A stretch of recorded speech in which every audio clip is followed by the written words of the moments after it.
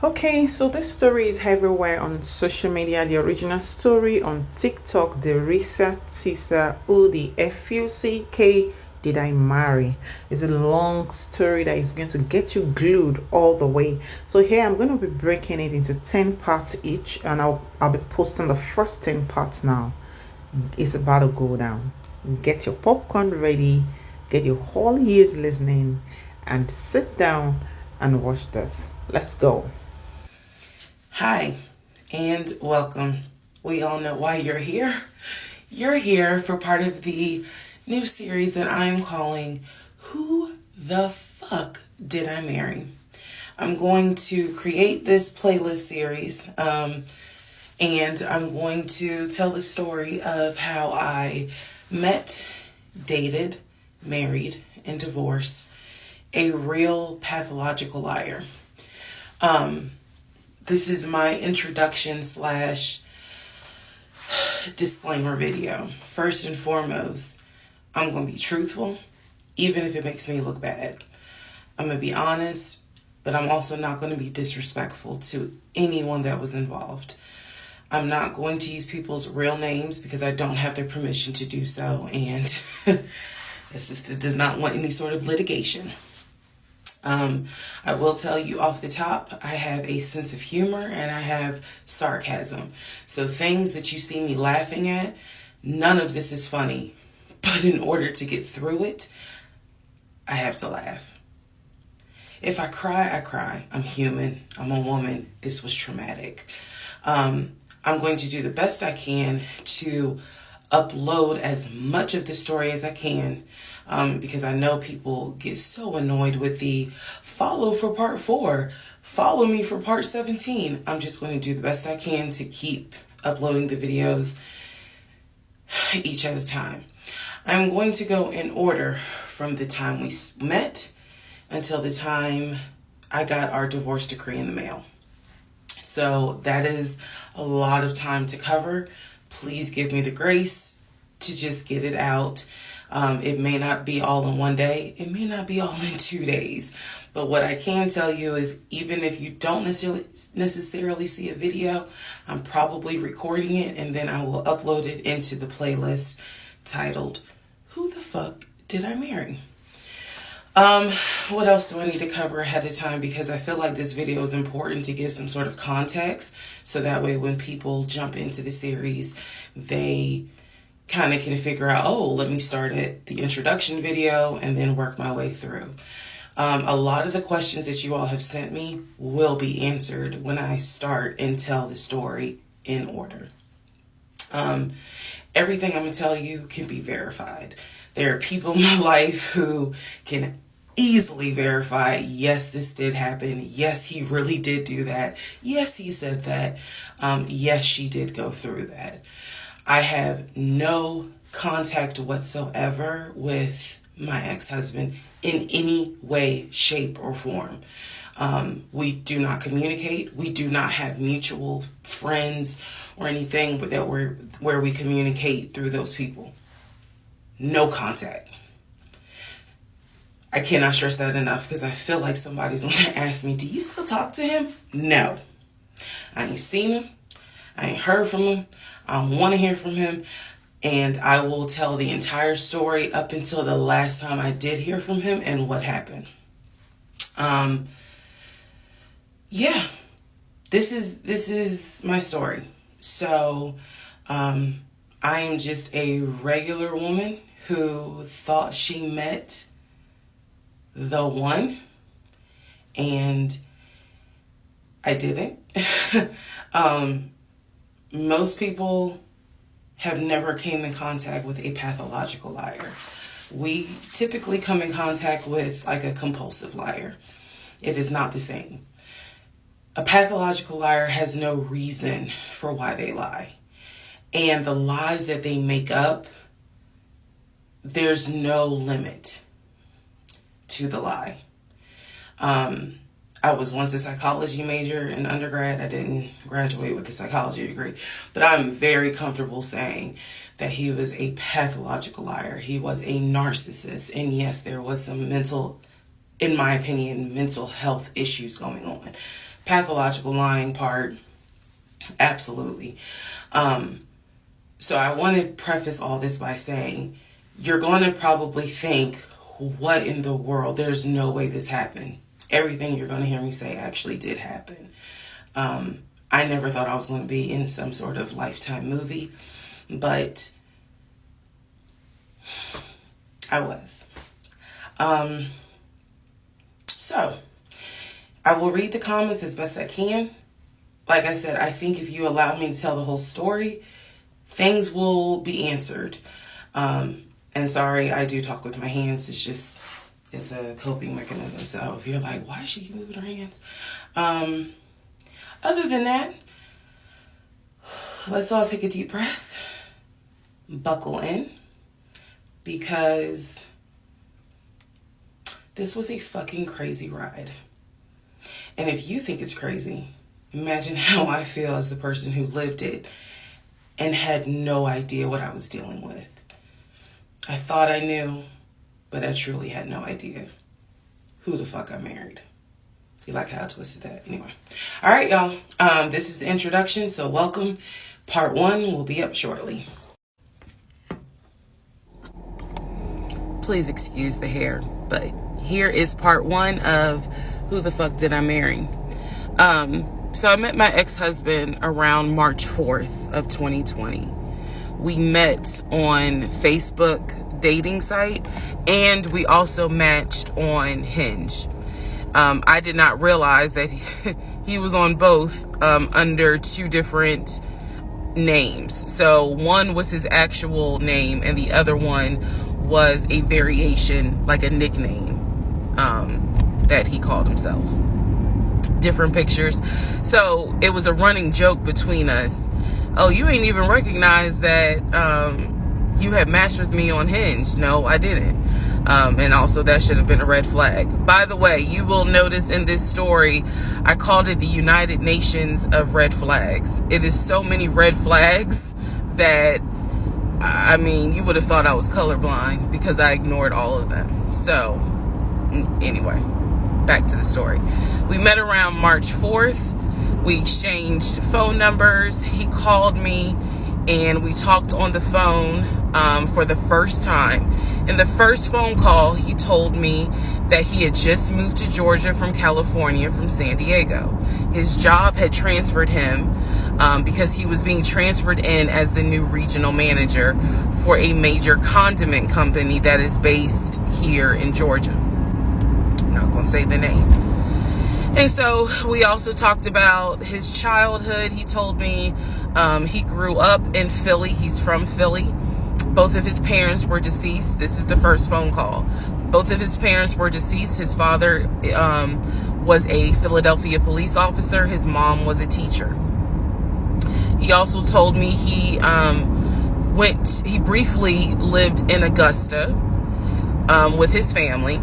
He had 2 brothers and 2 sisters. He also had 2 half-brothers on his dad's side. First phone call. So I'm just giving you guys the backstory. This was the first phone call we had. So we talked about family.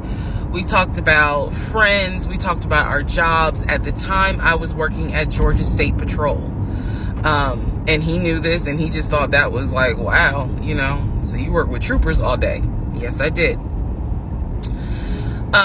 Also in that phone call, he explained to me that he used to play football. He explained that he used to play arena football. I know nothing about arena football. I know about NFL. I know about college. Go Dogs. But I don't know anything about arena football. So he explained to me that he used to play arena football. He used to work at Apple in the off season of arena football. And I remember thinking on that phone call, oh, okay, you know, like, good for you. I don't know anything about arena football. And I believe I did tell him that. I don't know anything about arena football. That'll come into play later on. So he told me, you know, I just moved here. My job is paying for my housing and they're helping me to look for a house. He was like, right now I'm in Gwinnett County, but I'm trying to look for a house. ideally in Atlanta, like Brookhaven, Sandy Springs. He was like, I really would like to move out there. And so I thought, that's great. You're looking to get a house. You just moved here. He was like, I don't really know too many people here because I spend all my time at work, and, this job is really demanding. So that was our first phone call. We talked more. He talked a lot, which took me by surprise because I'm not really used to men talking more than me. He eventually asked me out on a date. Our first date was set for Saturday, March 7th, 2020. He asked me what was my favorite restaurant. I said Cheesecake Factory.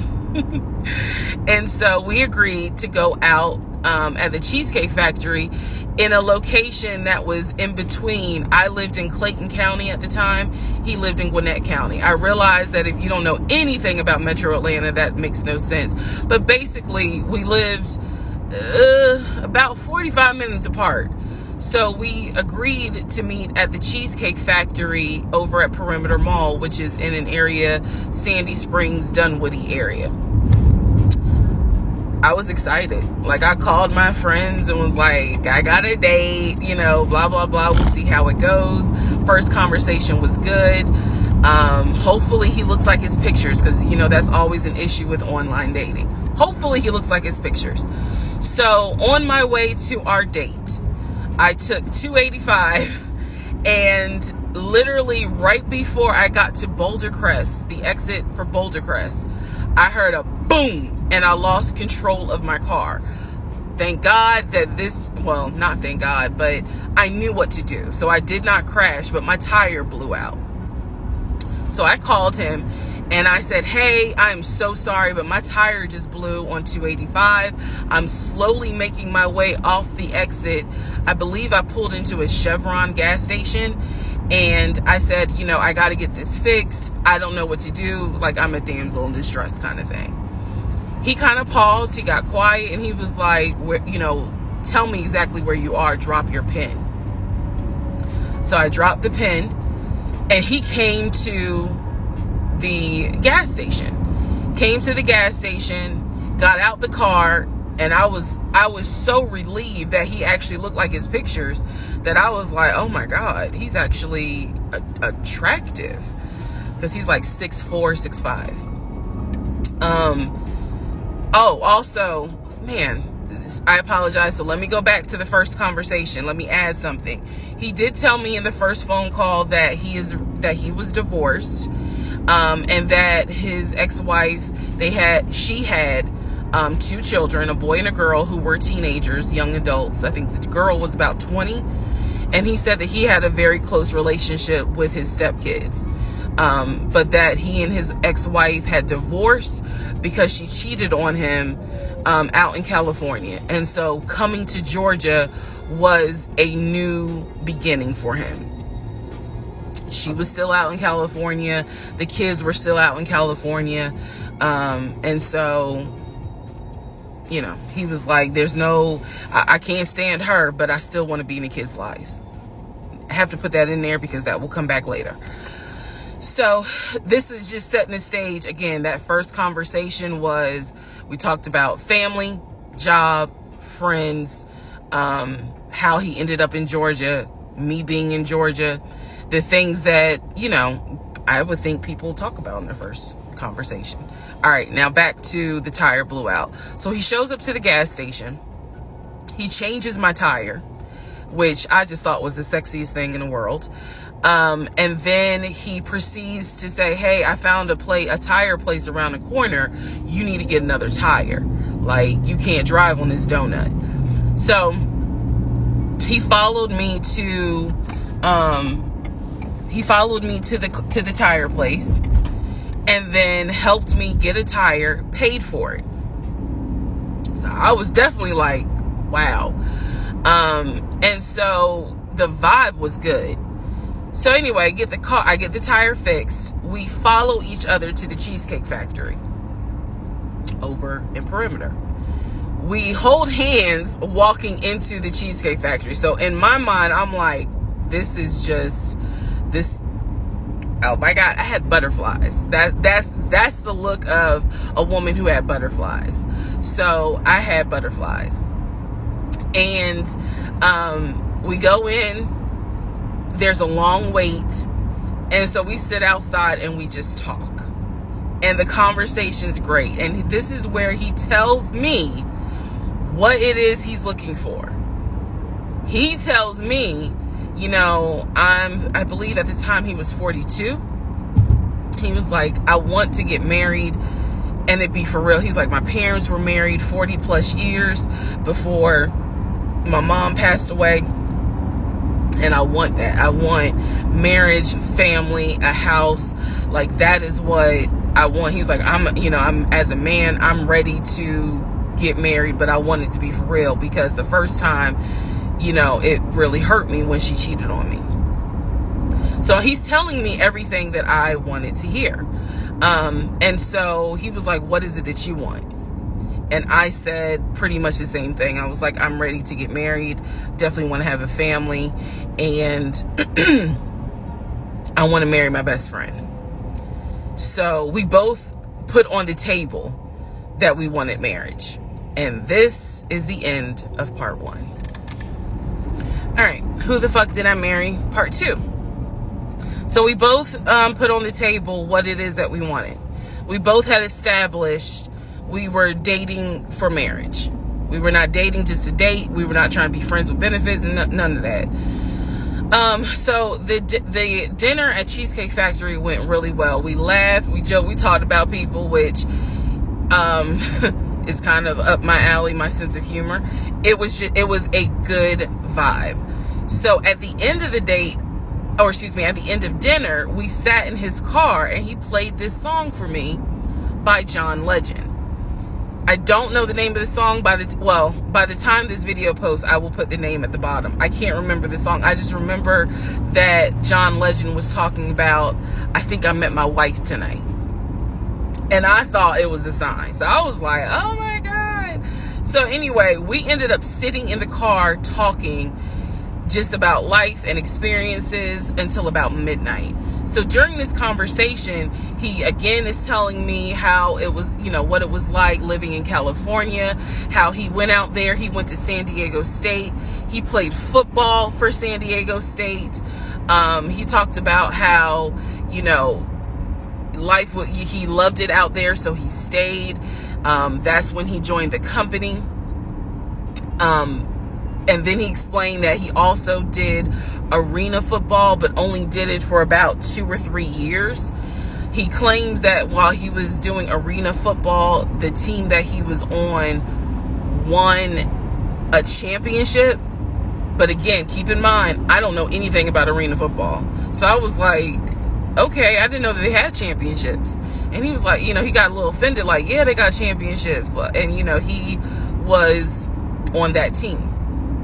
So he talked to me about how he worked at Apple.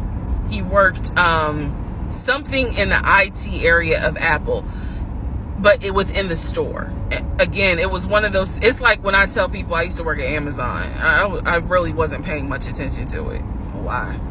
So we talked about all that. We talked deeply into what happened with the ex-wife. It's because I asked. He was not volunteering all this information. So in other words, I get very uncomfortable when men start talking about their ex a lot. That's not what happened. I was asking questions because I was really trying to figure out, okay, are you ready for a relationship, or are you still missing her? So we talked about that. We talked about my exes. That was a mistake I made because I talked about how I dated at one point in time somebody I worked with. That will come back later. And he seemed real cool about it. He was like, you know, that was before me and blah, blah, blah. So the conversation was good. Midnight comes and I go home. Yes, I went home. We ended up talking. Mind you, our first date was March 7th. And within about 2.5 weeks, Brian Kemp, our governor, shut Georgia down. We were going to be on lockdown. So during those 2.5 weeks, we talked every day. We went out again at Red Lobster. I remember Red Lobster. But everything was going great. The issue was, where are we going to quarantine? So the question was, are we going to quarantine at his place, which he had like a studio type of situation. Like, it clearly, where he was staying, I was like, it's like a studio apartment, but he kept telling me like, this is temporary because I'm looking for a house. Like, he showed me the email from a woman who worked at the company, where she was out on maternity leave, but she was putting him in contact with a realtor to help him find a townhome or a single family house. So I was just like, okay, this is definitely temporary. Like, he's not trying to stay here long term. And she was apologizing in the email. I'm so sorry, this should have been taken care of before you got here, but it wasn't. Da, da, da, da, da. I saw the email. I read it. I read the email. So the decision was, we're going to quarantine at the studio, or we're going to quarantine in my house? First mistake I made. Well, there's a lot, but this was a mistake I made. So ladies, caution moment. During one of our dates, because keep in mind, in those 2 weeks, we were seeing each other quite a bit. Nothing physical or anything like that. Just two people who I thought were really on some, all right, let's see if this is going to grow into something. He came to my house. When he came to my house, I had a 3-bedroom, 2.5-bath townhome. He was in a studio.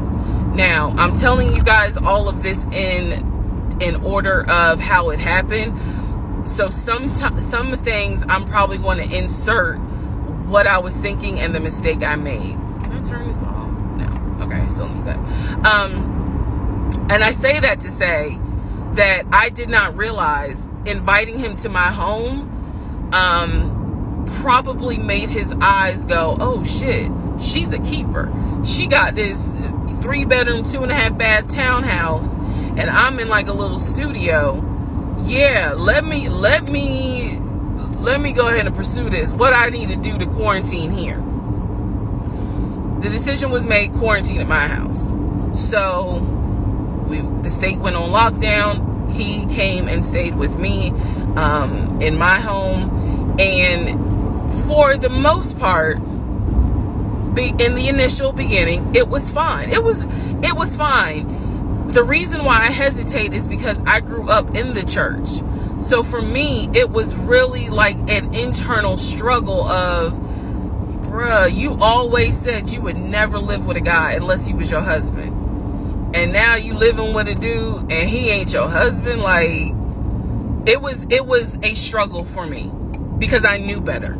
And don't come for me. I'm just telling you the way I grew up. It was like that. It was not sitting right with me. But at the same time, I didn't want to quarantine by myself.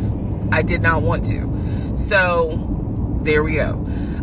So he moved in. We talked about the bills. Let me clear something up that I said in the other video where I said he paid all the bills. He paid all the household bills. He did not pay my car payment, my cell phone, or my car insurance. He paid the rent, because my rent at the time was less than $1,000. He paid the utility bills. And so when he's telling me that he's a regional manager, I was like, wow, okay, so you got money. And so he paid all the household bills. So my check really was just taking care of me, myself, and I. And I am not, this is where it's not going to make me look good, but it's the truth. It was intoxicating to not have to worry financially about how to pay the bills. It was a wonderful feeling. And so I kind of pushed to the side the fact that, yeah, you shacking up, because it's like, but your page, you don't have to worry right now. Like, he's taking care of all of April's bills before April even comes, because this was still March. So we're living together, and I'm cooking, I'm cleaning, he's helping to cook and clean, and then we have a conversation about house. Is he still going to buy a house just for him, or is he going to buy a house where it's for us? Because we are going to try to make this thing work, be official, get married, have a family. So the question now on the table is, what are we going to do? Because I didn't want to stay in Riverdale, Georgia. I did not want to raise a family there. I refused to have a baby in Clayton County. So the decision was made, let's start looking for a house for both of us. Remember, he was already looking for a house for him. But then he was like, you know what? We're together. I plan to marry you. Let's look for a family home for the two of us. He was like, this is how much I was approved for. That's when he showed me the Chase paperwork. It was a letter stating that and it had the Chase emblem at the top. He showed me a letter stating that he was approved for $700. All right, part 3. Who the fuck did I marry? So this is when he showed me a letter from Chase with the Chase logo at the top, stating that he had been approved for a mortgage for a $750,000 mortgage, or a $750,000 house. So he was like, we can't go over $750,000. And I said, I remember asking him, can you afford the mortgage on a $750,000 house? Because I know I can't. This is when he explains to me, I told you how I played arena football. I invested my money really well. So he said, I have money that will help pay for the mortgage. He was like, we're good. Like, I'm financially, I am okay. He was like, that's why I'm able to get approved for $750,000 mortgage. So he told me that his money was in different savings accounts. He said he had an account with Chase Bank, he had an account with US Bank, and he had an offshore account. This is what he told me. The offshore account, I was like, why? And he explained something about, the U.S. the U.S. imposes taxes on money when you have a certain amount in U.S. banks. He was like, so everybody knows that it's smart to have some money in an offshore account. Y'all, look, I live paycheck to paycheck. I was like, okay, that's whatever. I said, so you have the money to pay for a home. I'm also holding in my hand a letter from Chase saying that he was approved for $750,000. So I went off of what I saw. So we contacted a realtor. I won't say his name, but man, if he ever sees this TikTok, I owe this man such an apology. But we contacted a realtor who was based in Cobb County, because I was very adamant I wanted to move back to Marietta, Smyrna area in Cobb County, Georgia. He was fine with that. His whole attitude was, you're going to be my wife, happy life. So we met a realtor. I would find houses that I wanted to tour. Keep in mind that this was COVID. So at the time, we could not tour a home. It would have to be a virtual tour. So this particular realtor, we found a house in Douglasville, Georgia. Not Cobb County, but nevertheless, it's in Douglasville. I was fine with Douglasville. So we found a house in Douglasville, Georgia. The realtor did a FaceTime tour of the house. The house was a nice home. 5 bedrooms, 4 baths. So we did a FaceTime tour of the home, and the home was listed, I believe, roughly 400 and something thousand. I really like the house. I could see myself living there. I could see us living there. Could see us with the kid there. This is now April, just for timeline purposes. This is April. So he really liked the house. He was like, you know what, we'll put an offer in on the house. He was like, if you like it, because again, it was COVID, we weren't going to be able to see the house in person because the family still lived there. So he said, I'll put an offer in. We'll see if it's accepted. I said, okay. So he puts an offer in. He's telling me he put an offer in. I need to clarify some things he told me and the things that I actually saw. So for this house in Douglasville, he told me he was putting an offer in. The realtor would call me because one thing that the realtor told us, he was like, if the woman likes the house, typically the house is going to get bought. So he kind of dealt with me a bit more than he did my ex-husband. And again, this is April 2020. This is before we got married. So at the time, he was my boyfriend. So the realtor was calling me and was like, hey, you know, I put the offer in, and what they're asking for is proof of funds. And I did not know anything at this time about buying a house. So I was like, hey, you probably need to talk to him because I'm not even listed on the mortgage. Like, from the paperwork I saw, it was only in his name. So he called him. I guess they talked. I was not there, but I'm assuming that they had talked. So the boyfriend is coming, my ex is coming home saying, yeah, I talked to so-and-so. I sent him over the paperwork. The offer was approved, and they are going to try to do a virtual closing. First, we got to do an inspection. If the inspection goes all well, then we have to do a virtual closing. He also told me that he put down earnest money on the home. He put down, I believe, $5,000. He said, I just transferred the money over to the realtor's account or whatever, so that it could be earnest money for the house. So I'm just like, okay, great. He was like, so realistically, this is April. We should be able to get in that house by June. Okay, no problem. So this is what he told me. About 3 or 4 days later, I get a phone call from the realtor, and the realtor is like, hey, I'm just checking to see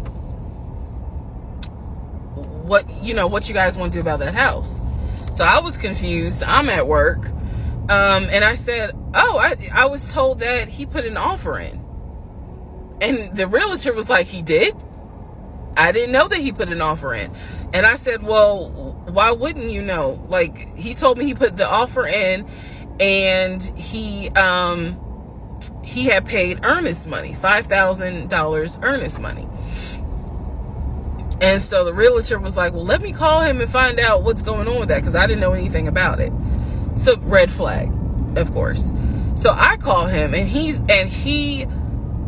in true narcissistic nature, he flips the script, and he like goes off. He's like cussing, going off, like he shouldn't, excuse me, I have the hiccups. He shouldn't be calling you. If he has a question, he should call me because I'm the one that's on the mortgage. He was like, and now it's going to be an issue. And I said, well, did you put the offer in with him or not? And he said, no, I did not put the offer in with him. I put the offer in with a friend of mine who is a realtor, so I can give him the business. So I did not hear from that realtor again. So I was just like, is the house under contract or is it not? He was like, yes, the house is under contract.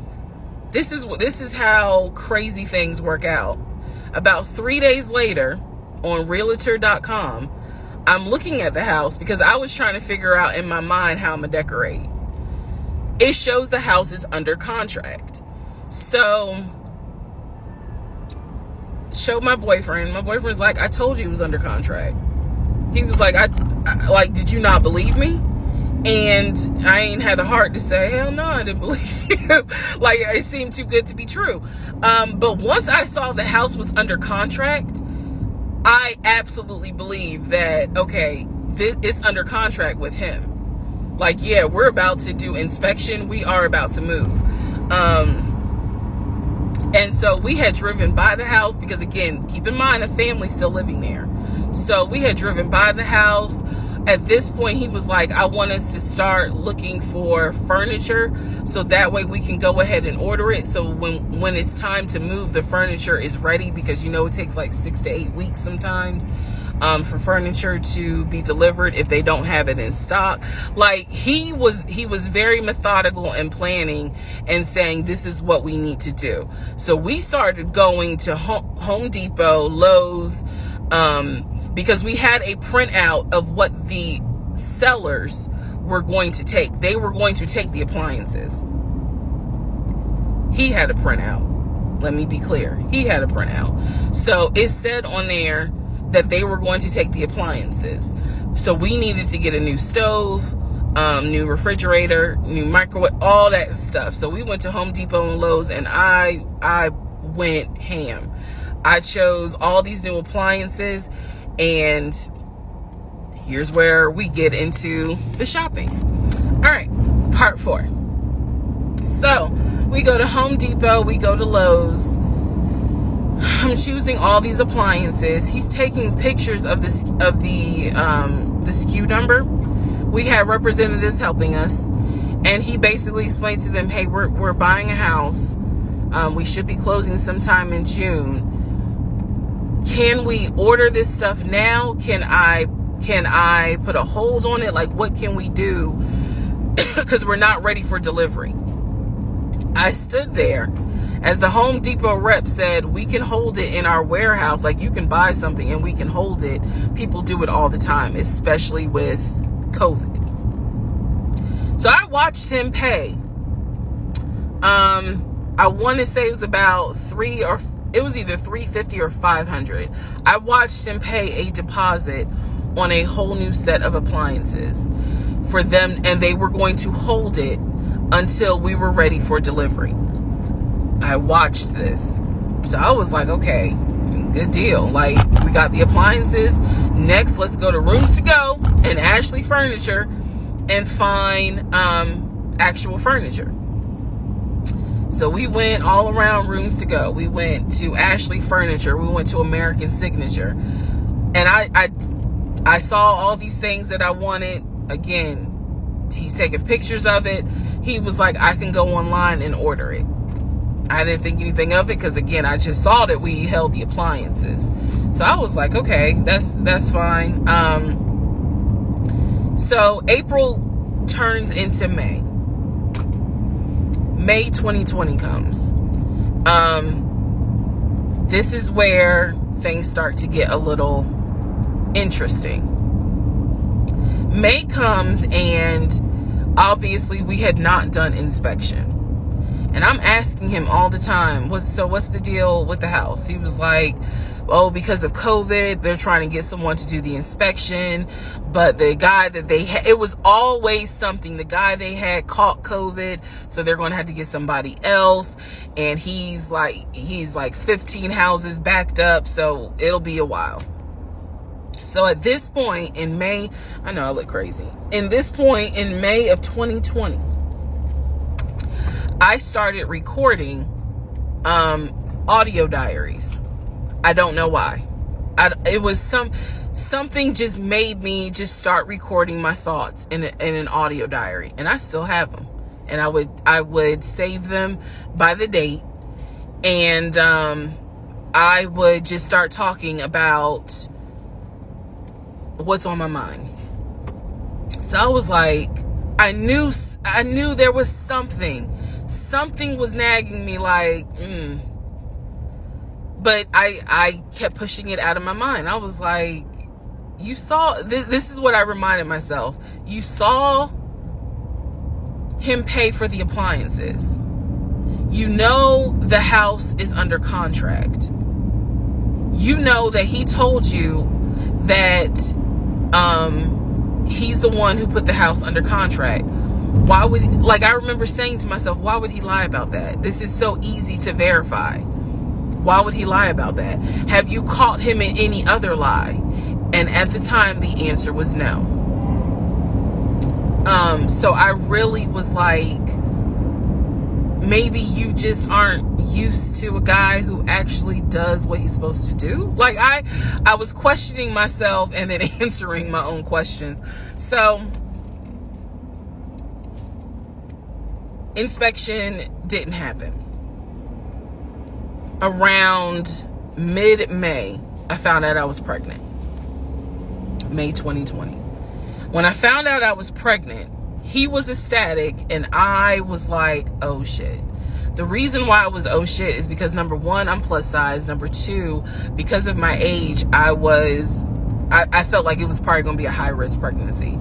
And I wasn't married. And that nagged. I cannot tell y'all how much it nagged me. There was a lot of internal struggle in between. My family didn't even know that he had moved in at this point. I told them, that I was pregnant, went to the doctor, everything looked good. But again, because it was COVID, he couldn't go in with me into the actual room. So, doing any sort of ultrasound, doing the blood test, because my HCG levels were really high. So the doctor was like, hey, it might be twins. We don't know yet. You're still kind of early, along. They gave me a due date. The due date was January 26th of 2021.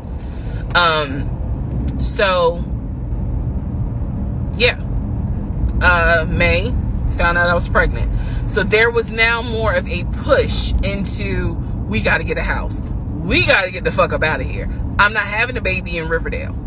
Okay, nothing against Riverdale, but I ain't having a baby in Riverdale. So we need to find out what's going on with this house. And so he was on top of it. He had an answer for everything. He was like, I'm gonna call and find out what's going on, blah, blah, blah. He then magically told me about a week later, oh, they're going to do inspection on the house, like in 2 days. So I was just like, okay, keep in mind, I'm taking his word for it. I'm taking his word for all this. So he's like, they're going to do an inspection.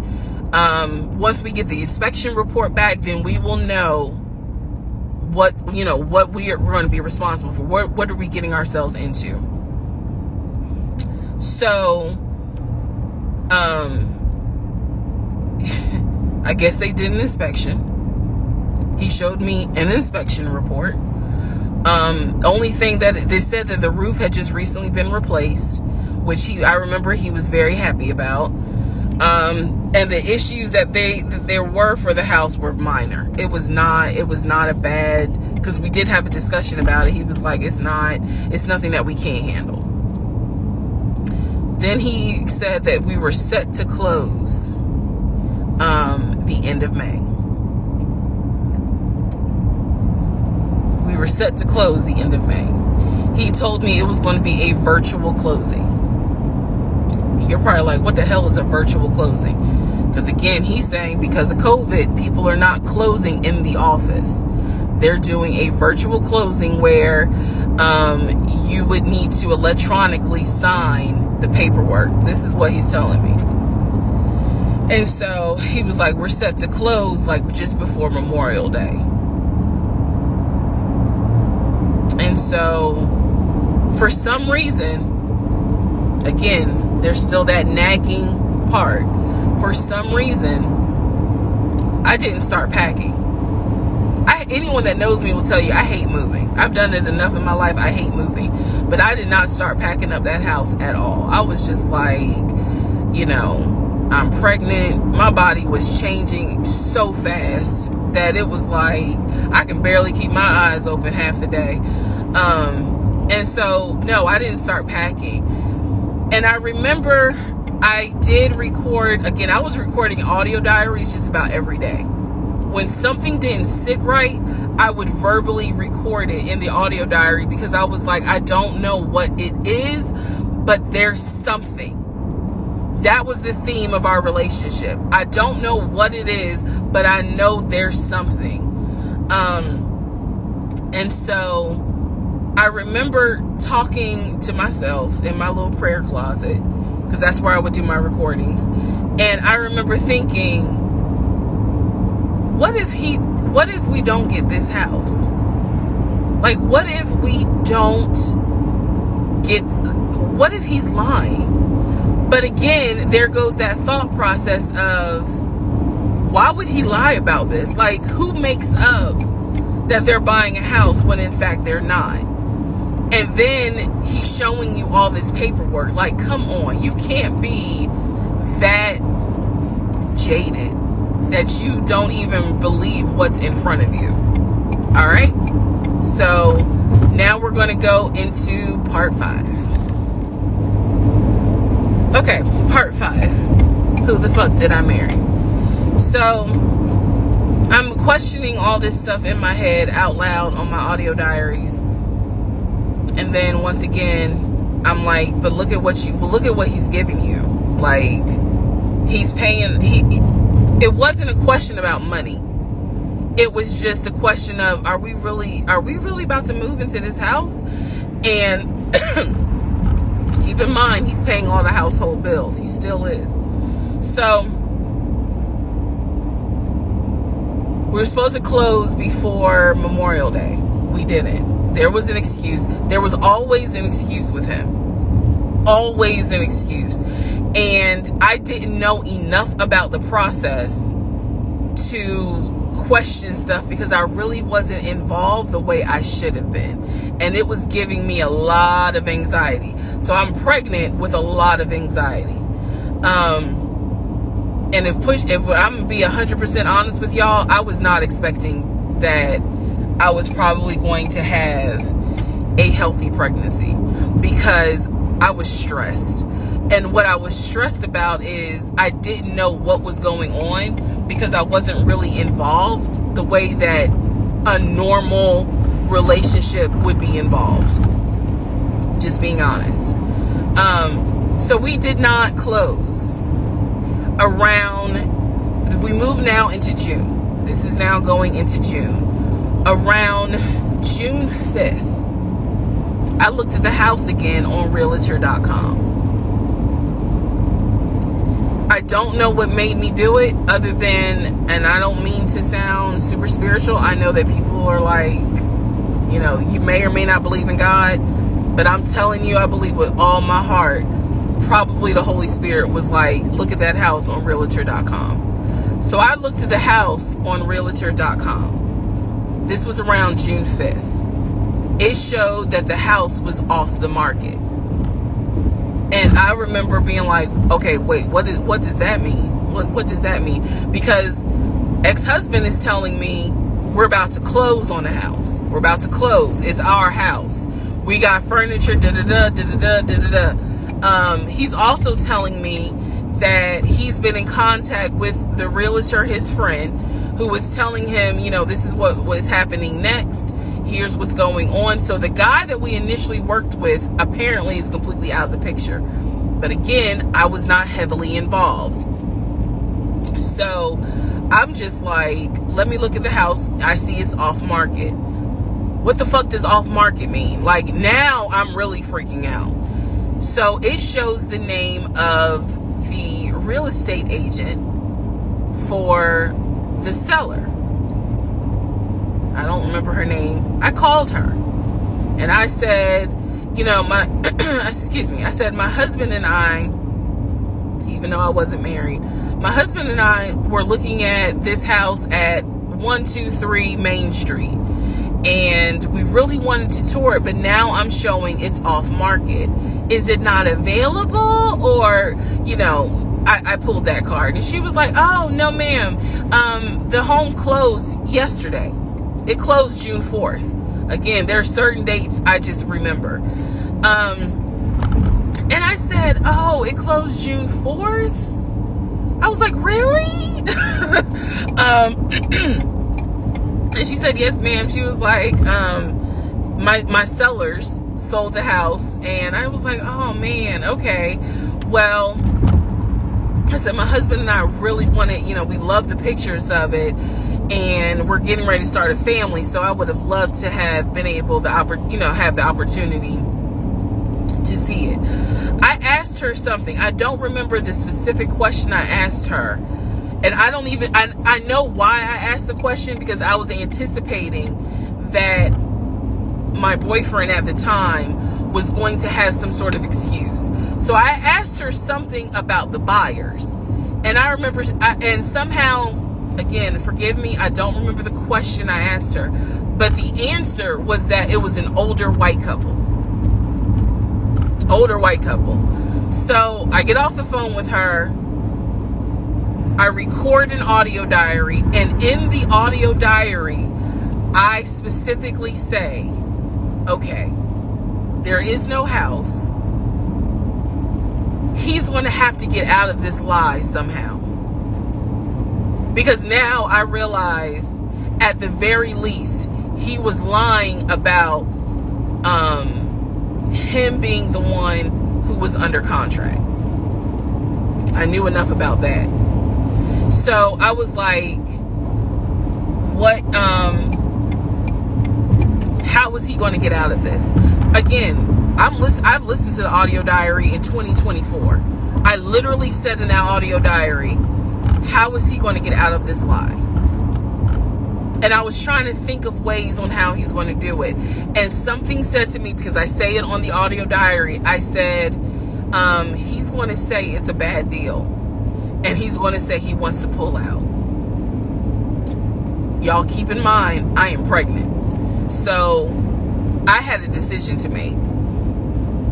As ugly as this decision was, I made the decision, you're about to have a baby with this man. He's paying all the household bills. Let him get out of the lie. And that's what I did. I purposely made the decision that I knew he was going to come back, and I knew he was going to give me some bullshit on why he couldn't buy the house, because he didn't know that I knew that house is already sold. The house is already sold. And this is the part where I said, I'm gonna be honest, even though it's gonna make me look bad, because most women in their right mind would have been like, I'm out, and I didn't. So sure enough, he came home. He didn't really say anything that day. The next day I asked him about the house, and he said, my friend, the realtor, he was like, I'm talking to him because something's going on with the interest rate. And when he said that, I felt so much relief, because I knew that I had been prepared for, he's going to give you some bullshit. So when he said there's something with the interest rate, I said, you know what? If this is literally what I said, y'all. If the interest rate isn't good, then we shouldn't move there. We should probably let this house go. We should cancel whatever furniture we ordered, or, appliances, and let's just look for another house. I said, I would like to be moved before the end of the year. I said, I really don't want to be 9 months pregnant moving into a house. I would like to be done with this before then. And the way I said it was so calm, and he was like, okay. He was like, I'm gonna call the friend, the realtor, and tell him I'm backing out of the house, and I'm gonna see if I can get my earnest money back.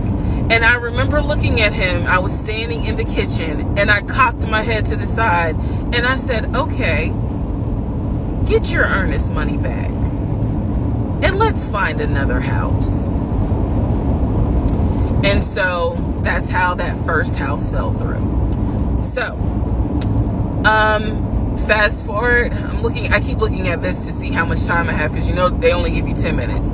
So this is part 5. Part 6 is coming up. But subsequently, what ends up happening the next week, which is mid-June, I was at work, and I started cramping, started bleeding. And at this point, my doctor, I had just had an ultrasound earlier that day. So I went to work because the ultrasound was fine. I went to work and the cramping and the bleeding started. And I started crying because I kind of knew what was going on. And my doctor had called me and told me that when they did the ultrasound, they did not see a heartbeat. So she was like, this pregnancy is not going to be viable. So I'm crying, hysterical. And now we're going to get into part 6. Okay, so this is part 6 of Who the Fuck Did I Marry? So where we left off. So obviously, my doctor had called and told me there was no heartbeat. The pregnancy was not viable at that point, and I was cramping and spotting at work. Went into my best friend's office and immediately started crying. She was like, "What's going on?" And I said, I told her what the doctor said, and she grabbed her keys, grabbed her purse, and was like, "Let's go. I'm taking you home."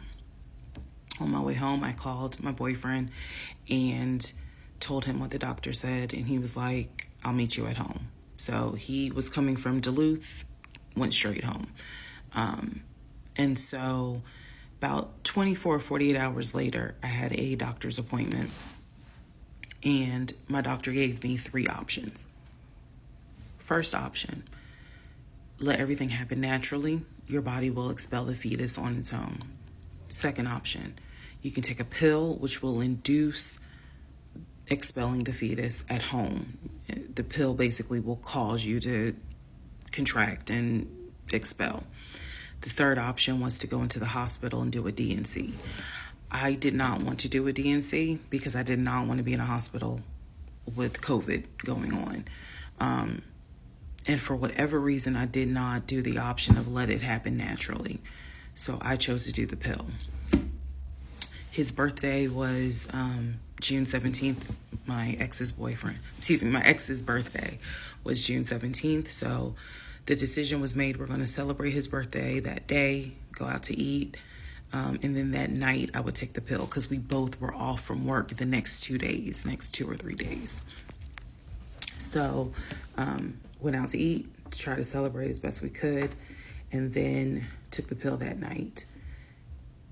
That night was the most traumatic, excruciating pain I've ever put my body through. I do not recommend any woman, if prayerfully you don't have to go through that, but I don't recommend taking that pill. If you don't have to, don't do it. I spent the whole night in the bathroom just crying in so much pain. They gave me a narcotic. I couldn't take it because I found out I was allergic to it. So it was causing me to like projectile vomiting. It was a mess. So, and he was right there. You know, he was scared that he needed to take me to the ER. But in the morning, the pain kind of subsided. So about 72 hours later, I had another doctor's appointment where the purpose of this appointment was to do an ultrasound to see if everything had passed. Everything did not pass. So because of that, my doctor was like, we're going to have to do a D&C. My D&C was scheduled for the first week of July. My boyfriend, my ex, was going to take me. That was always the plan. 2 days before my procedure, he comes home and tells me that he is up for a promotion. He's up to be promoted to VP. Because of this, the president of the company, is coming in, and it was going to be this huge business meeting he had to go to. The business meeting was scheduled for the day of my surgery. And so I'm throwing a fit because I was like, you there's no way you can do that meeting. Like, I need you to take me to the hospital and all this other stuff. And so he offered to have his sister take me to the hospital. Apparently his sister lived in Douglasville. I was like, no, because I've never met her. Like, I'm not having a stranger take me to the hospital. No, this is a private situation. I don't want to do that, blah, blah, blah. So my aunt had offered to take me. And then my friend who took me home from work had offered to take me. So at that point, we get into an argument because he's like, my sister is, you about your family, so why can't she step in? And I was like, nah, because I don't know her. Period. I don't know her. So my friend offers to take me to the hospital because I was all distressed that he's saying he has a business meeting and he can't take me. So I remember being on I-75 on the connector on the phone with her crying because I was so embarrassed that he wasn't going to be the one to take me and that I was needing to rely on someone else to take me to the hospital in order to get a D&C done. And she was really great. She was like, girl, this is why you have a village. Like, it's okay. Things happen. The world is crazy right now. I will take you. You're going to be okay. So he did not take me to the hospital for my D&C. My friend did. She could not stay because of COVID protocol. So when they wheeled me into pre-op after I got checked in, I texted him and was just letting him know, hey, here's the update. I'm about to, I'm in pre-op. They're going to get me prepared to go back to the surgical ward or whatever. And the response I got was from his new executive assistant named David. Now, when he told me he was up for the promotion, he did tell me that part of getting this new job would be that he would get an executive assistant named David. And he did tell me, I'm going to make sure that I inform David, if you get a text from this number, meaning from me, pull me out of the meeting because, my fiance's having a procedure done and I'm picking her up. So it's important that you come get me if it's something serious. So I text him. David responds. He said, yeah, Mr. Blah Blah told me that you are having a procedure done. If you need me to get him, I can go get him. He's in a meeting. Just let me know what you need. And I just said, no, don't bother him. I'm just giving an update that they're about to take me back. And David responds and says, I'm so sorry you're going through this. Please let me know if there's anything I can do. So I have the procedure. I wake up and I am now in recovery. I should be in recovery 45 minutes up to an hour and a half. I wake up. First thing I ask, and I remember asking, is where is so-and-so? The nurse who was so sweet, she was like, everything went well. You're doing great. She said, we spoke to your fiance. He's on his way. So I said, okay. I kind of dozed back out, but I could still hear everything that was going on. I just could not keep my eyes open to save my life. So I hear her talk to the other nurse. And that's when she said, Dr. So-and-so called her fiance and his executive assistant picked up. And the executive assistant said that he was in a business meeting and that, you could relate to him what you need to say and he'll tell the fiance. And my doctor was like, hell no, HIPAA, I need to speak to him. So apparently my fiance called the doctor back about 30 minutes later, and the doctor informed him she'll be ready to be discharged in about an hour. You can make your way and come pick her up. He said he was on his way. He was on his way from Duluth to Atlanta, which is not a huge distance, but the time of day, one thing about Atlanta, there's always traffic. So he should have been there within the hour. I should have only been in recovery an hour and a half. Let's go to the next part. Part 7, who the fuck did I marry? So I should have been in recovery at Northside Hospital for about at most an hour and a half. Subsequently, I ended up being in recovery between 3 to 3.5 hours. The nurses kept calling my ex, asking what's the status, because they were actually getting ready to do a shift change. So they kept calling, asking what's the status, like, where are you? I want to say that they called a total of 3 times and they spoke to him twice. So at this point, I knew that they were all like, where's her fiance? Like, what is going on? He said he was stuck in traffic, and so he was making his way there. He eventually did get to Northside Hospital, and they wheeled me down, because again, he couldn't come in, just because of the protocols. So when I got in the car, and I'm in pain, but yet drugged up, couldn't keep my eyes open, I was just out of it.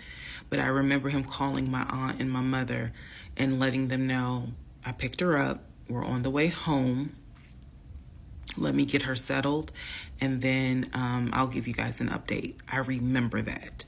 What I did not know was that he had texted my aunt and my mom and asked them to not bother me for like a week. Like, just please don't reach out to her. Let her just rest. I am from New Jersey. I am from an African American family. You don't tell my black mama or my black aunt that, please don't bother her for a week. I didn't know this at the time, but I'm just interjecting that part. I'm trying to stay in the timeline, but he did apparently do that, and my aunt was like, "Well, I will fuck you up." Anyway, so go home. He waits on me hand and foot. I recover. Just needed about 24 to 48 hours to just get my mind right. During this time, in between when the house in Douglasville fell through, we had not talked about a house. So I guess it was about a week later, after the DNC, he decides that, do you want to start looking for a house again? Excuse me, I have hiccups, y'all. Do you want to start looking for a house again?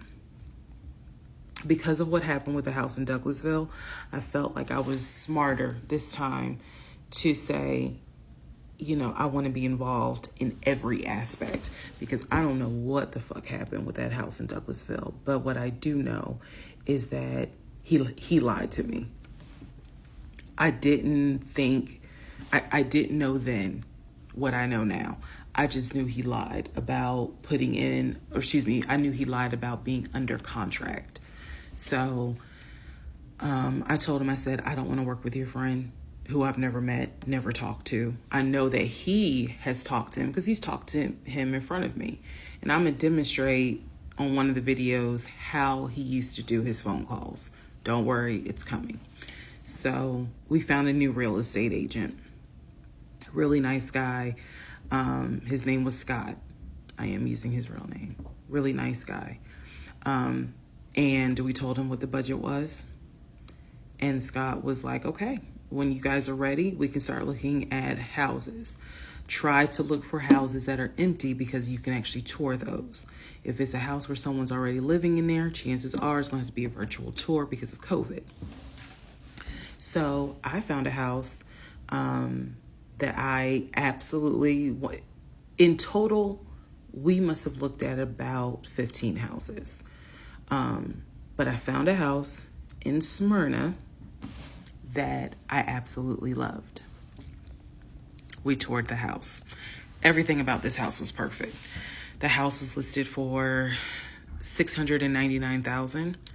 It was a brand new construction build. The only issue was that the basement was not finished, and he wanted the basement to be his man cave. Again, I went with him to tour this house. So this was already feeling very different than the situation in Douglasville. because we did not actually tour the Douglasville house. We only did a FaceTime virtual tour. This house in Smyrna, we toured. We toured this house more than once. And it was gorgeous. Fucking gorgeous. So we talked about it. He said that he had the money. Again, the price was $699. He said he felt comfortable putting in an all-cash offer. If you remember on the videos before, he told me he had money in his savings from when he played football. So when he said an all-cash offer, even I knew, you got that kind of money? Like, where you can cut a cashier's check for $699,000? And he told me he did. He had money in savings from when he played football, and he was very comfortable paying all cash for this home. So the real estate agent, Scott, sent over the paperwork. The paperwork was sent in both of our names. It was sent to my email. That was another thing that I changed after Douglasville. Everything gets sent to me, and then I will be sure that he signs it. So he sent it to me. I looked over the offer. We were going to put in an all cash, full price offer with a request to have the basement finished. Also, we were requesting for the seller to give us an answer within 24 hours. We were requesting a quick closing. These are just some of the things I remember. I remember 24 hours, like I didn't want to wait on, y'all think about it. 24 hours, let us know if you're accepting the offer or not. And then also a quick closing because it was a new construction. So we didn't have to wait for the current tenant to move out. We didn't have to do that. So I watched in our bedroom as he pulled it up, because it was a electronic document. He signed his name to the offer for $699,000 cash. He requested again, the seller let us know in 24 hours if they were accepting the offer. So we submitted the offer at around 6 p.m. We were requesting that by 6 p.m. the next day, they let us know if the offer was accepted or not. I watched him sign the offer. I sent the offer back to Scott from my email. All parties had signed. Scott texted us and said, I got it. I'm submitting it. I will let you know what they say. Let's go into part 7. Sorry. Let's go into part 8. Good grief, this is getting long. Okay, so I just want to clear up some things that I realized is kind of creating some confusion. So just allow this video to serve as a stop sign. Let's clarify. First of all, the story, background. He was born in Philly, raised in Philly, and moved to Augusta. Story is that he moved to Augusta for high school. After high school, he went to college at San Diego State. Enjoyed San Diego State, stayed in San Diego for quite a while. Got married out in California, had a house in California, played arena football out in California, but his family was back here in Augusta, Georgia. He still had a lot of family up in Philly, but for the most part, he had a sister in Augusta. He had a sister in Douglasville. He had a brother in Baltimore. He had another brother in Philly, and he had a brother in Nashville. So I just want to clarify that in terms of not the demographics, but the geography. Born in Philly, came to Augusta for high school, went to San Diego State for college, played football, stayed at San Diego, got married out there, but still had quite a bit of family here in here in Georgia. He also had a sister, I think I said, who lived in Douglasville. I have physically met his aunt, who lived in Augusta. I've met his brother who lives in Augusta. I have spoken on FaceTime with a brother who lives in Baltimore. And then I will demonstrate how he used to talk to the brother that lives in Philly. That's coming up. You haven't missed that. In terms of the proposal, you did not miss the story of the proposal. I simply didn't want to share it because it was embarrassing. Basically, he gave me 3 ring options. We went to a jeweler at the Mall of Georgia. He had me pick out 3 rings. I told him which one I liked the most because I knew it wasn't a romantic proposal at all. I knew which ring I liked the most. I told him which one. He basically said, when I'm ready, I'll give you the ring and I'll propose. Fast forward about, I guess it was summer because I was actually pregnant when the ring came. We were sitting at the dinner table. He took the ring box out of his pocket, slammed it on the dinner table, and I was like, what is this? He was like, open it. I opened it. Inside was the ring that I had wanted, that I had chosen at the jeweler. And he was like, all right, so this means that you're going to be my wife. I was pregnant. So, again, when I asked y'all to give me grace, it's because there are certain things that's just like, girl, what was you thinking? Trust me. There's no excuse. So there was never a, will you marry me? It was more of a, we're living together. We're having a baby together. We need to get married because the backstory also was that his dad was a retired police officer, but at one point his father was a pastor. So he could quote the Bible like nobody's business, as we all know. So can Lucifer. But anyway, he could quote the Bible like no one's business. And so that's how we ended up engaged. And I was wearing a ring. I will find a picture and I will try to post it. But I was wearing the ring. Don't worry, there's more to that story as well. So just wanted to clarify some things for the people who were like, wasn't it weird that he had a sister who lived close, but he's from Philly? So I just wanted to definitely bring clarity to what he told me was the backstory. Born in Philly, came to Augusta for high school, went to California for college, played football at San Diego State, played football and arena football, worked at Apple, and then joined the condiment company in California, who then transferred him back to Georgia. He was married in California, and he told me he got divorced in California. That is important as well. That will come up again later.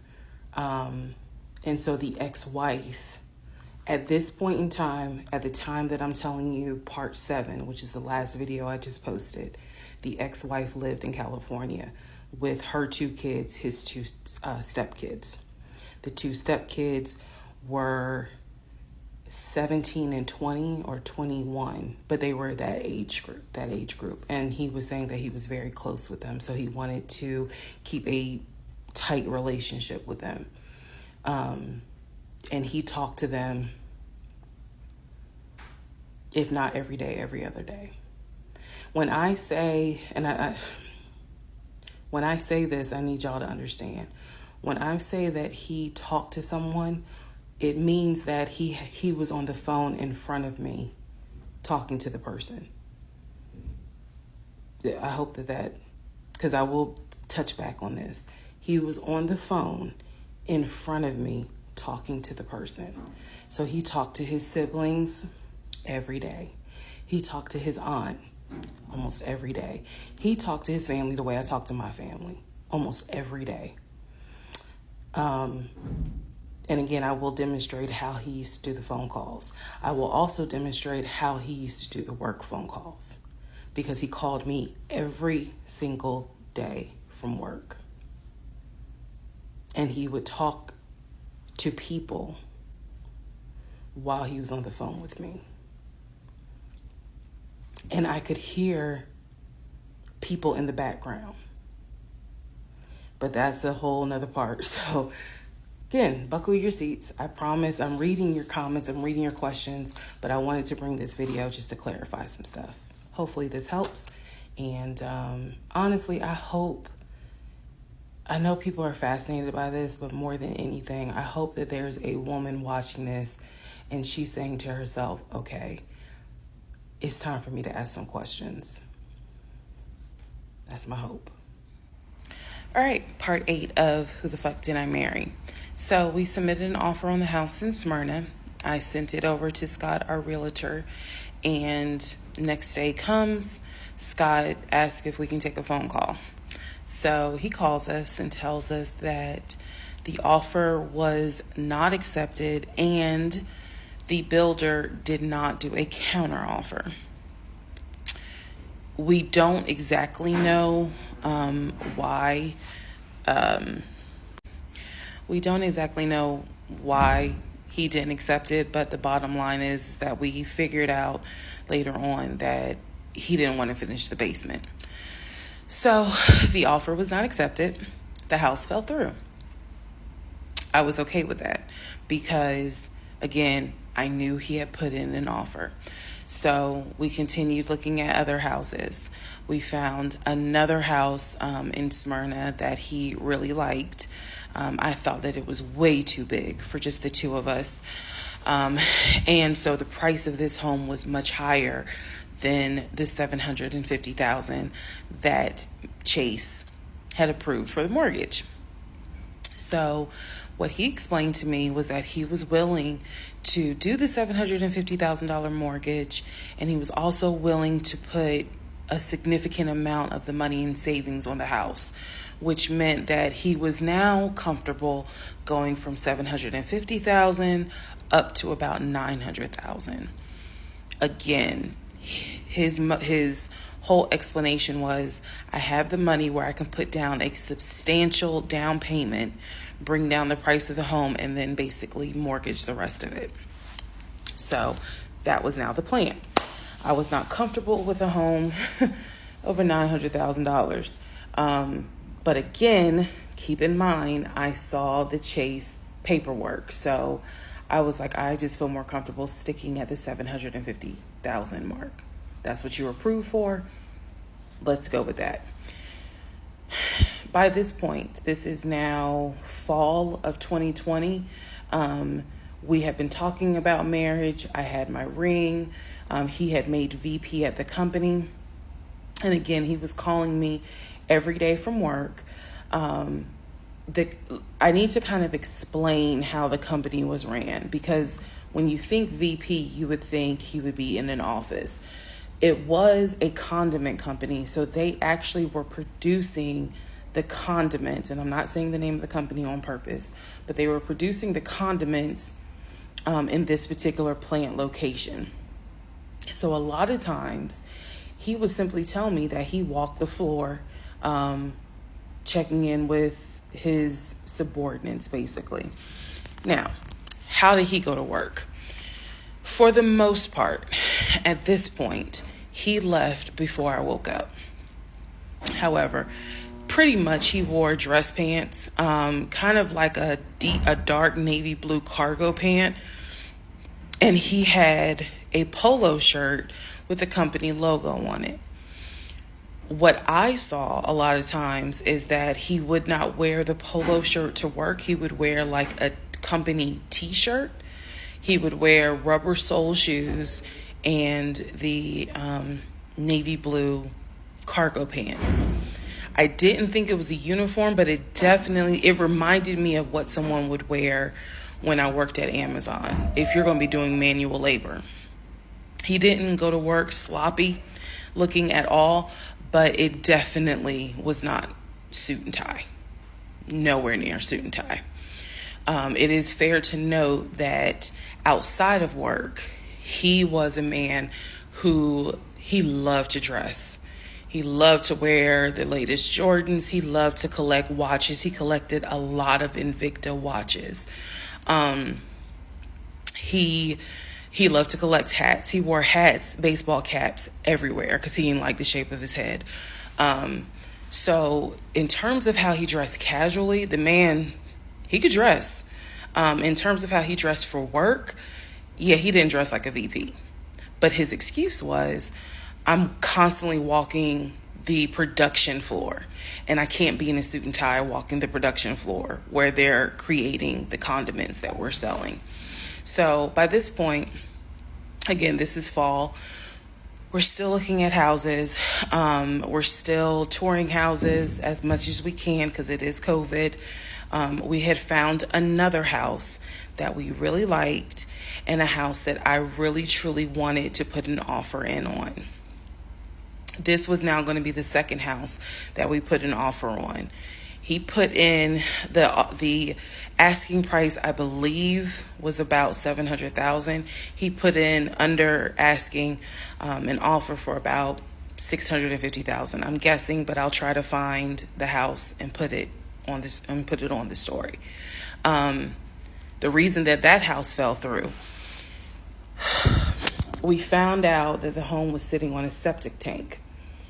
We found out that the septic tank had an issue, and it would have taken about $15,000 to $20,000 to fix the septic tank.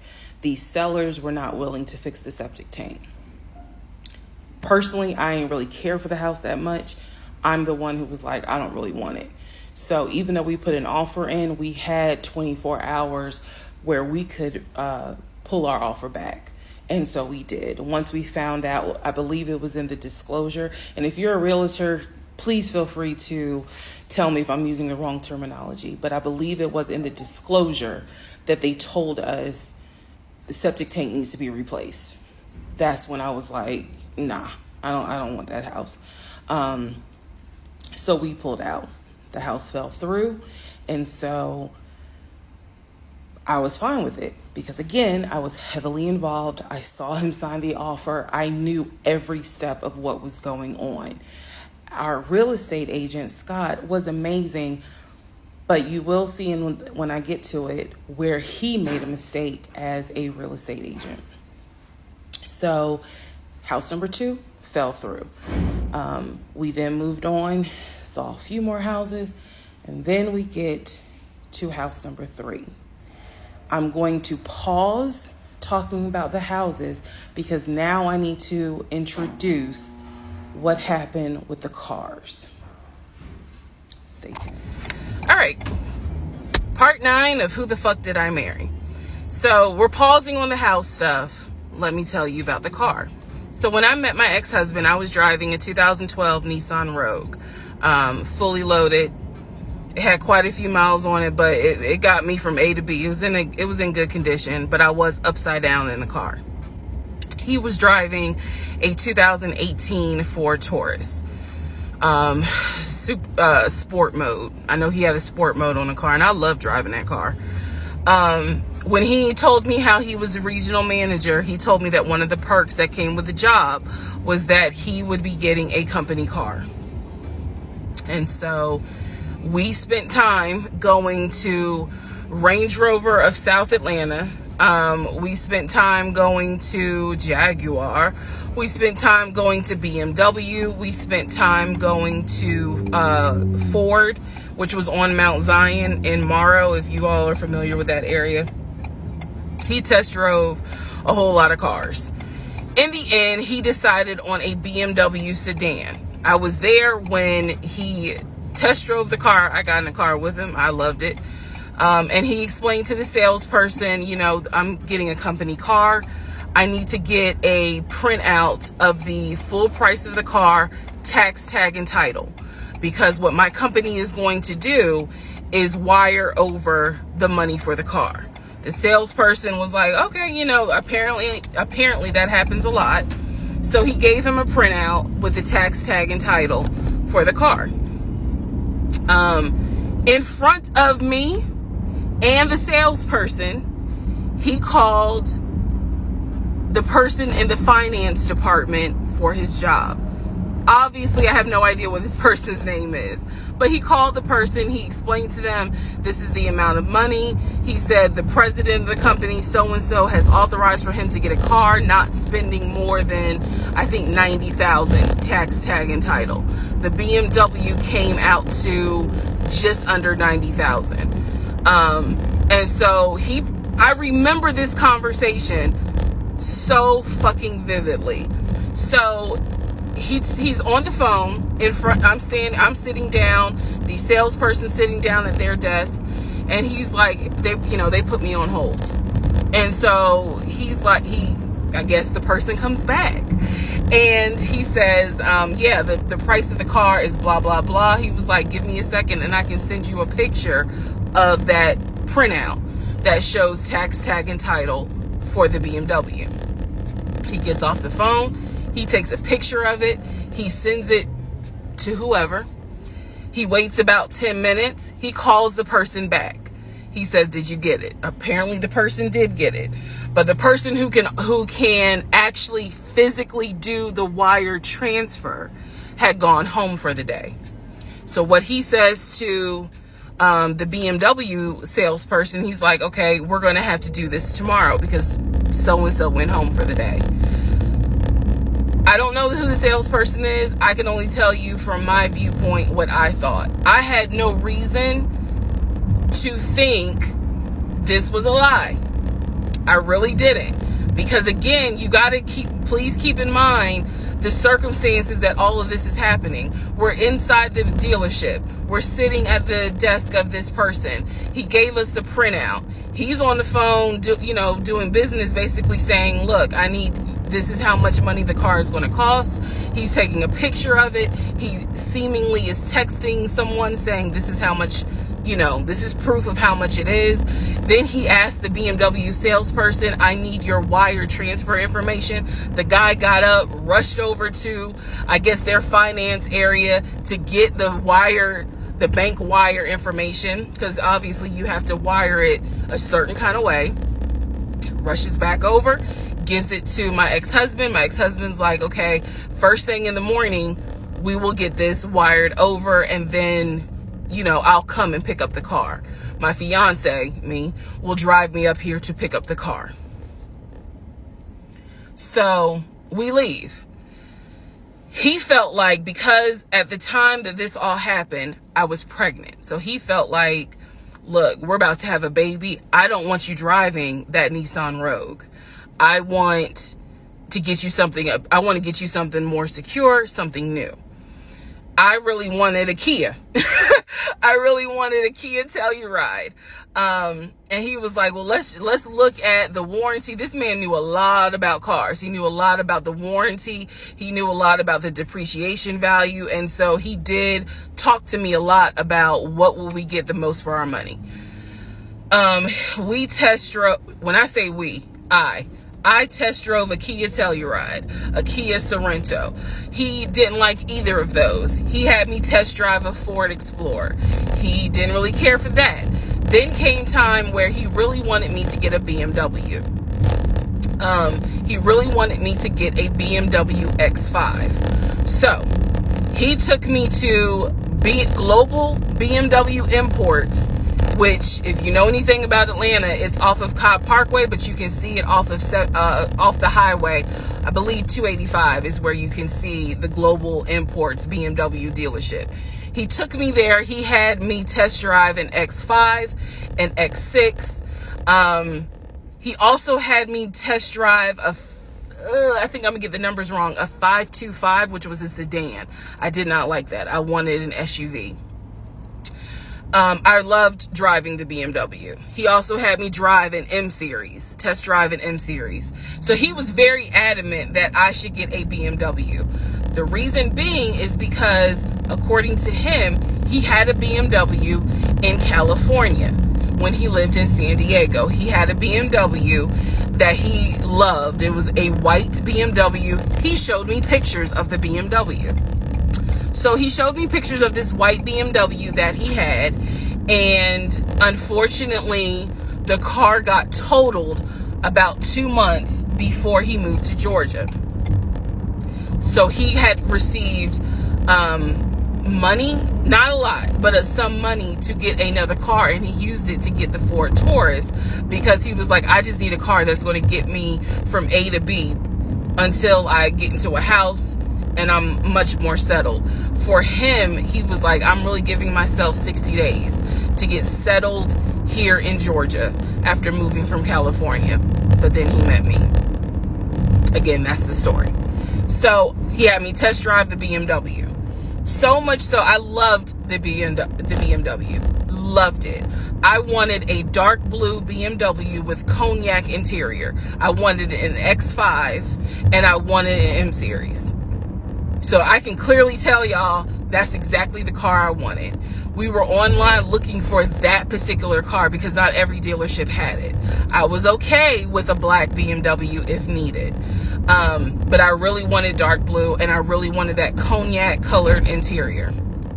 So he felt like, I want you to consider all of a sudden an Audi Q8. Let's just see how you like it. If you don't really like it, then we will go back to the BMW. I cannot tell you why he switched up. I can't.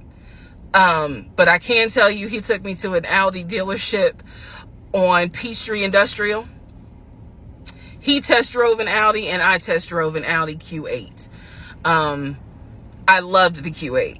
Loved it. But I was tired of test driving cars. By this point, I had test driven so many cars. Our weekends were spent either looking at a house or test driving cars. And I was picky, I will admit that.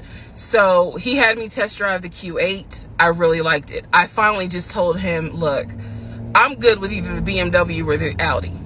Because I'm tired of test driving cars. He told my family he was buying me a new car because, keep in mind, let me let y'all know. He had met my family initially on Zoom because, again, we were locked down. He had met my family. He also had met my family in person because at this point, it was like, look, if you're not showing any symptoms, maybe we can do family dinner.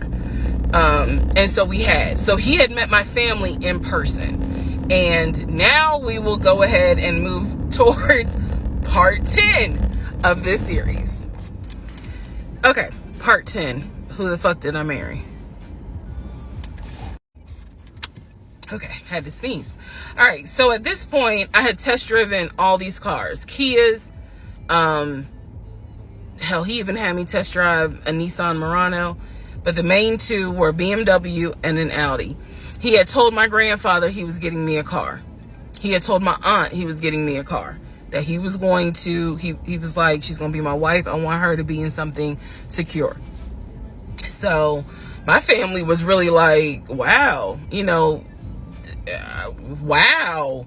Who knew that he had this kind of money?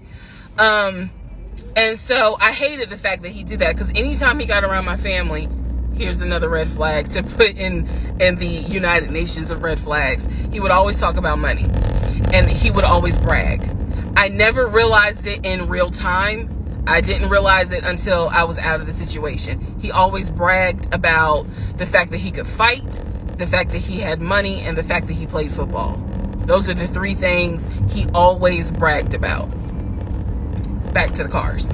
So I told him, I was like, pick one between the BMW and the Audi, because you said you buying it. So pick one. So this man chose the Audi. So he takes me to the dealership. I wanted a white Q8. He does give me the printout of how much it's going to cost, tax, tag, and title to get this Q8. Gentleman who's helping us gives him the printout. He's saying he's going to pay this money for the car out of the savings account that's offshore. That's the story. That's what he's saying. So he apparently is asking the guy, is there a holding fee? Can I pay a holding fee to secure this car while I'm working to get the money transferred? Because obviously with COVID, it's going to take long for the banks to transfer the money.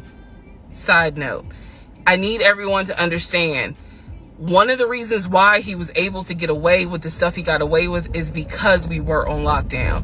It's crazy because it's now 2024, but I don't know, do we all remember how it seemed like a lot of stuff stopped in 2020? Now, keep in mind, that's not an excuse I'm making because shit still got done. But in terms of business as usual just was not happening in 2020 at this time. So when he's saying, oh, it's going to take a while for the bank to transfer the money, the gentleman who was working at Audi he didn't make a face. He didn't blink. He was like, I know it's going to take a while because of COVID. So basically what ends up happening is we leave. He has the printout. He calls the bank, or he calls his financial advisor, who does have a name. The financial advisor's name is Eric. I feel comfortable using certain people's names, especially if we find out they didn't exist. So he calls Eric. He tells Eric in front of me, hey, I need to transfer $72,526, whatever the amount was, because I'm buying a car for my fiance. This is the bank account information. Do you need me to give it to you over the phone, or do you need me to email it to you? Pause. I can't hear what the person's saying, but that's what he would do. Do you need me to give it to you over the phone, or can I email it to you? Okay. All right, give me a few minutes and I'll go ahead and email it to you. All right, let me know. I'll call you back to find out if you received it. Okay, hang up. So I'm hearing this because, again, I'm not paying attention to, did I hear anybody on the other phone? Did I hear anybody on the other end? So he proceeds to type up an email, type up something, telling him this is the information that we need. I didn't think anything of it. He called me at work the next day to tell me that the money was sent to Audi, that he called Audi and he confirmed with Audi that they received the money. What he told me is that the car is going to be delivered to the house. Y'all, it's not that I lived in the hood, because I didn't, but I did not live in an area of Clayton County where you would have a brand new Audi delivered to your house. So I remember saying to him, I don't want that car delivered to the house, not yet, because I need to put that car in the garage. And my Nissan I only had a 1-car garage, so my Nissan was in the garage. So he said, okay, well, let me call them back and change the delivery date. Can you be home, or can you do a half day? So he's asking me, can you work a half day so that they can deliver the car and you will be home for it? I said, yes, that's fine. Because again, it's COVID. I'm working from home anyway. I only had to go in the office 2 days a week. So I'm at home the next day. He told me the car would be delivered between the hours of 1 and 3. Obviously, between 1 and 3, nothing happened. So 3 o'clock, I called him. He's at work. He sends me the voicemail. He calls me back. I said, it's 3 o'clock. No one ever came with the car. What's going on? And then I remember I was like, well, do I need to call Audi myself? Because I thought that you handled it. But if you didn't handle it, do I need to call them? And so whenever I would suggest I will handle it, he would get very, very defensive. Red flag number 472. So he was like, no, I will call Audi. Don't do anything. I'll call Audi and find out what's going on. Okay. So I'm at home chilling, cooking dinner, normal night. He calls me back and says, yeah, the car was stuck on the truck in Spartanburg, because apparently that's where their deliveries come from. So when he told me this, I was in the kitchen laughing, because by this point, I will be honest, and I told y'all I'll be honest even when it makes me look bad. I was guilty of, on one hand, I believed him, and on the other hand, I was like, let me see what lie he come up with. Let me just see. But keep in mind, my brain was really like not rationalizing, not comprehending how deep the lie was. I just thought that no one told him the car was going to be delivered and he made that up. I had no idea how deep the lie went. So he said, you know, the car's in Spartanburg. It should be delivered this weekend. The weekend came, he had a whole other excuse. I don't remember what the exact excuse was as to why the car was never delivered. I do remember we got into an argument and I was like, don't even worry about it. I'm gonna get a new car my damn self. I don't even need your help. Which is probably one of the worst things you can tell a narcissist, because they love to be the hero, you know, it's all about them. But I was like, don't even worry about it. I'll get, when I have the money to get a car myself, I'll do it. I don't want to hear anything else about a new car. I don't want to hear shit else about a car. Because at this point, I was spending way too much time trying to figure out, are we getting a car? Are we getting a house? Like, what the fuck is going on? Always there was an excuse.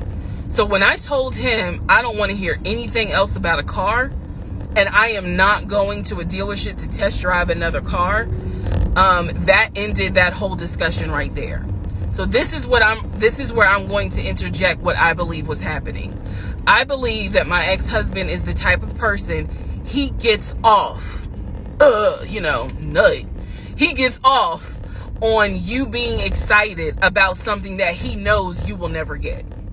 So I believe that he enjoyed going to car dealerships.